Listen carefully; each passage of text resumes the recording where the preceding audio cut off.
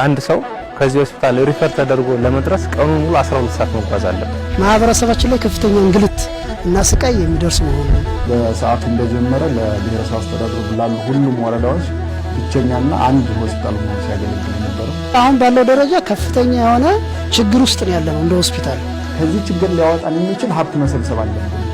ከብዙ አቅጣጫ ተነጥሎ የተቀመጠ ሆስፒታል ነው።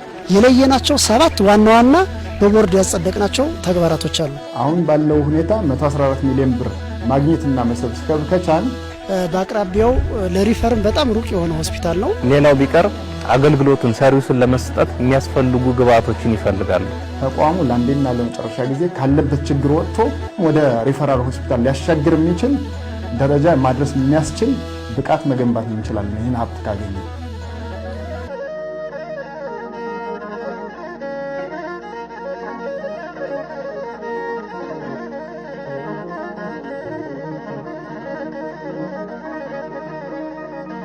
ህዳር 1990 ዓመተ ምህረት ስራውን አሃዱ ብሎ ጀመረ። በዋግምራ የሚገኙ ወረዳዎች ያሉ ህዝቦች ሁሉ ተስፋ ሆነ። የተፈራ ኃይሉ መታሰቢያ ጠቅላላ ሆስፒታል የመጀመሪያ ደረጃ ሆስፒታል ስለነበረ አገልግሎት ለመጀመሪያ ጊዜ የጀመረው ህዳር 1990 ዓመተ ምህረት ነው። እንግዲህ በዚያ ሰዓት በዞናችን ሌላም ሆስፒታል አልነበረም። እንግዲህ በወቅቱ የነበሩት አካላቶች ይህ ሆስፒታል እንደሚያስፈልግ ለዚህ አካባቢ ማህበረሰብ እንደሚያስፈልግ ታምኖበት እንግዲህ የዛሬ 29 እና 28 ዓመት በፊት በመጀመሪያ ደረጃ ሆስፒታል ተጀምሯል ማለት ነው። ተፈራ ኃይሉ ሆስፒታል ኦልሞስት ከ1990 ጀምሮ በመጀመሪያ ደረጃ ሆስፒታል ሌቨል ወይም ደግሞ የገጠር ሆስፒታል በሚል ስያሜ አገልግሎቱን ጀምሮ እስካሁን ላለፉት 28 ዓመታት አገልግሎት እየሰጠ የነበረ ተቋም ነው ማለት ነው።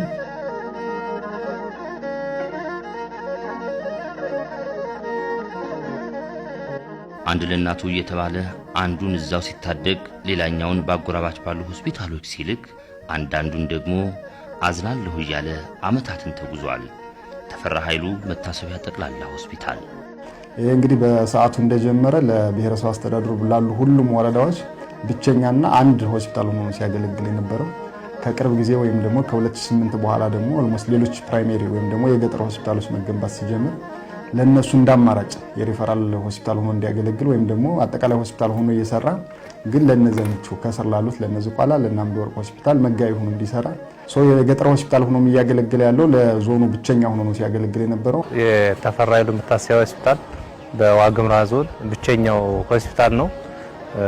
ለስሙ ጠቅላላ ሆስፒታል ነው። በስም ደረጃ ጠቅላላ ሆስፒታል ነው። በአገልግሎት ደረጃ ግን እንደ ሪፈራል ማዕከል ሆኖ ከሁሉም አቅጣጫ በዞኑ ውስጥ የሚመጡትን አገልግሎት በሪፈራል ደረጃ ማለት ይቻላል እየሰጠ ያለ ተቋም ነው።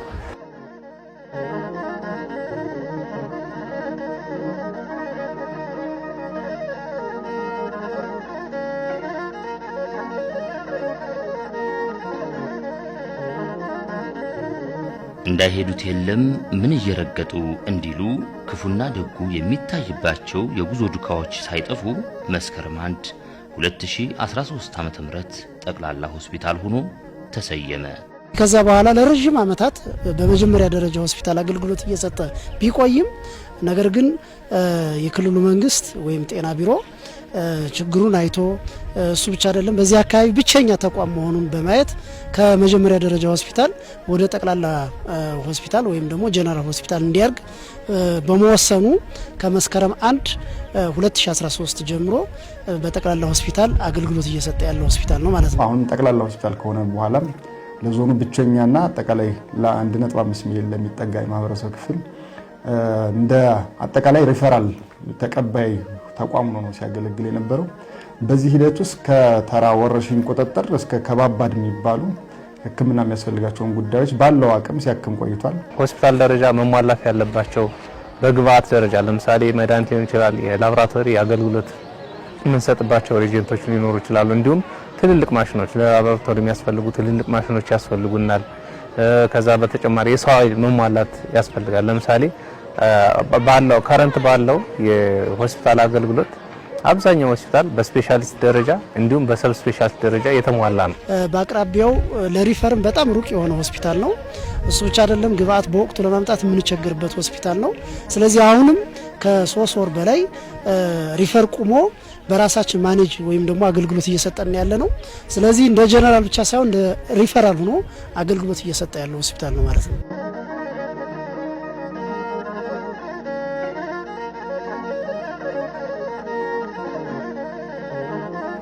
ሆስፒታሉ ምንም እንኳን በሪፈራል ምክንያት የሚንገላታውን ማህበረሰብ ችግር ለመፍታት እየተፍጨረጨረ ቢሆንም ህመም የሸፈናቸውን ፈገግታዎች ለማከም እየታተረ ቢሆንም ከአቅም በላይ የሆኑ ችግሮች ግን አጋጥመውታል።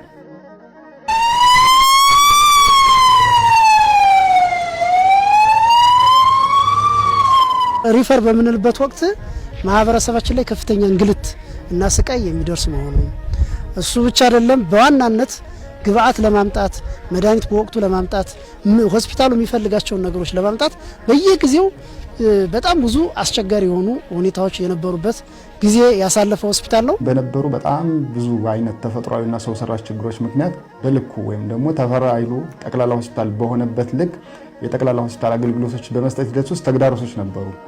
በልዩነት ምን ጠቅሳቸው እንደተጠበቁ ሆነው አገልግሎት በመስጠት በተደራሽነት ሂደቱ ግን ኦልሞስት ተደራሽ ሆኖ ለሌሎች ሆስፒታሎች እንዳልኩት እንደ ሪፈራል ተቀባይ ከፍተኛ ተፈናቃዮች የነበሩባቸው አመታት ናቸው። በተለይ ጠቅላላ ሆስፒታል ከሆነ እነሱን በማከም ሂደት ውስጥ በብሔረሰብ አስተዳደሩ ችግሮች ሲፈጠሩ ግንባር ቀደም ሆኖ በቅድሚያ ወረርሽኞችን በማከም ሂደት ውስጥ አልፎም ደግሞ መደበኛ የጤና አገልግሎትን ወይም ደግሞ በሆስፒታል ደረጃ ሊሰጡ የሚገባቸው መደበኛ የጤና አገልግሎቶችን በመስጠት ሂደት ውስጥ የተሻለ አገልግሎት ነው ሲሰጥ የነበረው። ግን እንደዛም ሆኖ በልኩ አይደለም ሲሰጥ የነበረው። ወደዚህ ሆስፒታል ስንመጣ ይሄን እንደ አንዳንድ ችግር ማየው የስፔሻሊስት ሐኪሞች እና የሰብ ስፔሻሊስት ሐኪሞች የሉንም። ወደ ተፈራይሉ ሆስፒታል ሲመጡ ሌላው ቢቀር አገልግሎቱን ሰርቪሱን ለመስጠት የሚያስፈልጉ ግብአቶችን ይፈልጋሉ። አንድ ስፔሻሊስት ሐኪም መጥቶ አገልግሎቱን ለመስጠት የሚያስፈልጉት ግብአቶች ይኖራሉ። የነዛ በሌሉበት ሁኔታ ተመልሶ ወደ ሌላ አቅጣጫ የሚሄድበት ሁኔታዎች ይፈጠራሉ። በዋናነት ግን ትልቁ የሆስፒታሉ ችግር የመጀመሪያው ለከፍተኛ ኦልሞስት ከ96% በላይ ከፍተኛ ችግር እየገጠመን ያለው ሲቲ ስካን ጋር በተያያዘ ነው። የመጀመሪያው ሆስፒታሉ እንደሚታወቀው ከብዙ አቅጣጫ ተነጥሎ የተቀመጠ ሆስፒታል ነው። ባለው ጂኦግራፊ አቀማመጥ ከሌሎች ሪፈራል ማዕከላት ያለው ዲስታንስ ስንመለከት ለምሳሌ በአብዛኛው ሪፈር የሚላከው ከተፈራይሉ ሆስፒታል ወደ ደሴ ነው። ወደ ደሴ ሪፈራል ሆስፒታል ነው። በኪሎ ሜትር በመንተውና በሰዓት ደረጃ አሁን ባለው ሁኔታ ስንመለከት አንድ ሰው ከዚህ ሆስፒታል ሪፈር ተደርጎ ለመድረስ ቀኑን ሙሉ 12 ሰዓት መጓዝ አለበት። ጧት 12 ሰዓት ተነስቶ እስከ ማታ 12 ሰዓት የሚጓዝበት ሁኔታ አለ። ጀነራል አጠቃላይ ሆስፒታል ሲሆን ሊያገኙ የሚገባቸው ማህበረሰቡ በዛ ስታተስ ሊያገኛቸው የሚገቡ አገልግሎቶችን አብዛኞቹን በሚባል ደረጃ ያገኛል ነበር። ይሄ ደግሞ እንዳልኩት ከራሱ ከሆስፒታሉ ችግር ነው። ሁለተኛ ደግሞ በወቅቱ የተፈጠረው ችግር ሆኖ በሆስፒታሉን በሚመጥነው ልክ ባለመደረጉ የመጣ ችግር ነው ማለት ነው። ለዚህ ደግሞ ዋናዎቹ ችግሮች እንዳልኩት ወደ አጠቃላይ ሆስፒታል ሲያድግ የመጀመሪያው ኢንፍራስትራክቸር ያስፈልጋል ወይም ደግሞ መሰረተ ልማት ያስፈልግ ነበር። ጠቅላላ ሆስፒታል ሲሆን ትላልቅ ግንባታዎች ያስፈልጉ ነበር። በዚህ ሂደት ውስጥ የክልሉን ጤና ቢሮ በጣም እናመሰግናለን። እኔ አሁን እንደ ማህፀንና ጽንስ ሐኪም ከማህፀን እጢ ጋር የተያዙ ችግሮች ሲኖሩ ሲቲ ስካን እፈልጋለሁ። ለሲቲ ስካን ሪፈር ሲደረጉ አይሄዱም።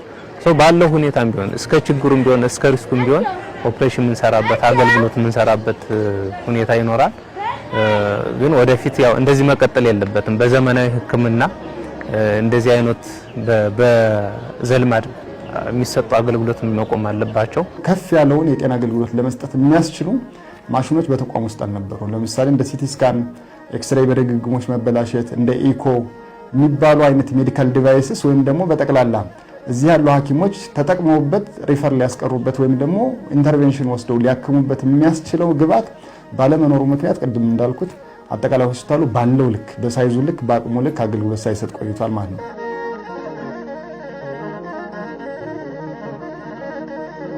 አንድ ፔሸንት ሪፈር የምትልበትን ምክንያት ያን የሚያስቀርልህ ምክንያት ካገኘ ይቀርፈዋል ተብሎ ነው የሚታሰበው። ለምሳሌ የኛን ሆስፒታል ሪፈራል ሬት ካልኩሌት ብታደርጉት አብዛኛው 80-90% ለሲቲ ስካን ነው ሪፈር የሚደረገው። ያ ሲቲ ስካን ተሟላለት ወይም ደግሞ አገልግሎቱ እዚህ ጀመረ ማለት እነዚህን 80-90% የሚሄዱትን ሪፈራል ሬቶች ሙሉ በሙሉ ማስቀረት ይቻላል ብዬ አስባለሁ።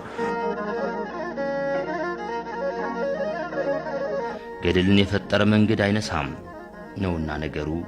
ሆስፒታሉ ካለበት ችግር ለማሻገር እንደ መውጫ መንገድ ምን ታስቧል? እኛ ያሰብነው ከኮሚቴ አዋቅረን ስፔሻሊስት ሐኪሞች ያሉበት ሌሎች ባለሙያዎች ያሉበት ኮሚቴ አዋቅረን ችግሮችን ለይተናል። የሰራናቸው እነዚህ ናቸው፣ ያልሰራናቸው ደግሞ እነዚህ ናቸው። ከነዚህ ችግሮች መውጫ መንገዱ ምንድነው የሚለውን ቁጭ ብለን ከተነጋገርን በኋላ ከዚያ በኋላ ለቦርዱ ነው ያቀረብነው። እኛ ይህን ችግር እንዴት ነው ልንቀርፍ የምንችለው የሚለውን በስፋት ዲስከስ የተደረገ ቢሆንም ከኛ ምን ይጠበቃል የሚል ወደ ራሳችን ማየት እንዳለብን ተግባባን።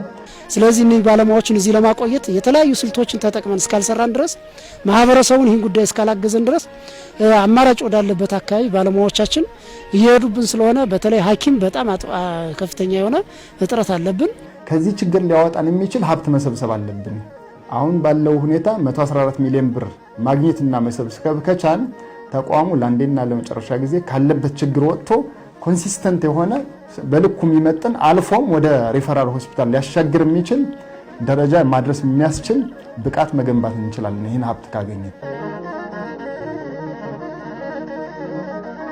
ከማን ምን ይጠበቃል? ማህበረሰቡ፣ ባለሀብቱ፣ የሃይማኖት ተቋማት፣ በሁሉም አካባቢ ያሉ ዩኒቨርሲቲዎች፣ ክልሎች፣ ሆስፒታሎች እንዲሁም ደግሞ የአካባቢ ወዳጆች በውጭ ሀገርም በሀገር ውስጥ ያሉ ዲያስፖራዎች፣ ክልል ጤና ቢሮ፣ ክልል ያሉ አጠቃላይ ሁሉም ተቋማት፣ ፌዴራል ያሉ ተቋማት ጤና ሚኒስቴርን ጨምሮ አጠቃላይ ኤንጂኦዎች፣ አጋር ድርጅቶች፣ ሁሉም አካላቶች የእቅዳችን አካል ነው። እነዚህን መነሻ አድርገን ነው ከ120 ሚሊዮን ብር በላይ እንሰበስባለን ብለን በተስፋም እንደሚደረግም ተስፋለን። በሱ ልክ አቅደናል ማለት ነው። ኢቭን እዚህ አካባቢ ያልተወለዱ ግን ደግሞ በትውልደ ኢትዮጵያውያን ሆነው ካሁን በፊት በሰሜኑ ጦርነት ድጋፍ ያደረጉ ስፔሻሊ ኖርዝ ካሊፎርኒያ የሚኖሩ የሐኪሞች ማህበር ሰፊ ድጋፍ ነው ያደረገው። በዚህ ሂደት ውስጥም ጥሪያችንን እናቀርባለን። ምስጋናችንም ያው በሰዓቱ አድርሰናል። በልዩነት እንግዲህ በጦርነቱ መቋቋም ሂደት ውስጥም ሌሎች ክልሎች በጣም በስፋት አግዘዋል። እውነት ለመናገር ሰፊ የሆነ የሕክምና ቁሳቁስ ቢሮ የምናቋቁማቸውን ግብዓቶች አድሬስ ያደረጉ ክልሎች አሉ።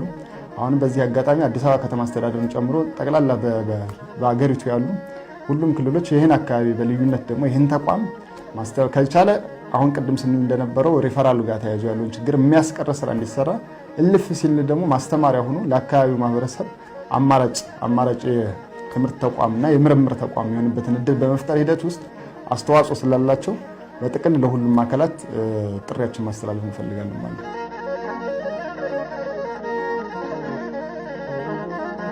በብሔረሰብ አስተዳደር ያለው ሁሉም መንግስት ሰራተኛ፣ አርሶ አደሩ፣ ሁሉም አርሶ አደር፣ በተመሳሳይ በብሔረሰብ አስተዳደሩ የሚንቀሳቀሱ ሁሉም አጋር ድርጅቶች አልፎ ደግሞ ወጣ ስንል የኢትዮጵያ ተወላጅ የሆኑ አጠቃላይ ለአካባቢው የሚጨነቁ የሚቆረቆሩ ለኢትዮጵያ የሚያዝኑ ልፍ ብሎ ደግሞ ለዚህ ለዋግ ኮሚኒቲ ኢኖሰንት ለሆነው ለዋግ ኮሚኒቲ የሚያዝኑ የዲያስፖራና ትውልደ ኢትዮጵያውያን በጠቅላላ እነሱ ያግዛሉ ብለን እናስባለን። ሌሎች መንግስታዊ ያልሆኑ ድርጅቶች በልዩነት ኤንጂኦዎች እንዳሉ ሆነው ደግሞ ሌሎች የልማት ተቋማት መንግስታዊ ያልሆኑ የልማት ተቋማት በተመሳሳይ የመንግስት የልማት ተቋማትም የልማት ድርጅቶችን በዚህ ሂደት ውስጥ እንዲያግዙን እንፈልጋለን። አጠቃላይ የሃይማኖት አባቶች በዚህ ጉዳይ ውስጥ ኢንጌጅድ ሆነው ግንዛቤ ከመፍጠር እስከ ባላቸው አቅም ማገዝ ከሚችሉበት ድረስ ከነሱ ኤክስፔክት የምናደርገው ሀብት አለ። በልዩነት ለመደገፍ የተቀመጡም ባይሆኑ አጠቃላይ በመላ ሀገሪቱ ያሉ ዩኒቨርሲቲዎች እዚህ ተቋም ላይ ያለውን ችግሩን ከማጥናት ጀምሮ በዚህ ሂደት ውስጥ አሁን እኛ ያሰብናትን ችግር በመፍታት ሂደት ውስጥ አስተዋጽኦ አድርገው ችግሩን ይፈታሉ ብለን የምንጠብቃቸው ስቴክሆልደሮቻችን ናቸው ማለት ነው።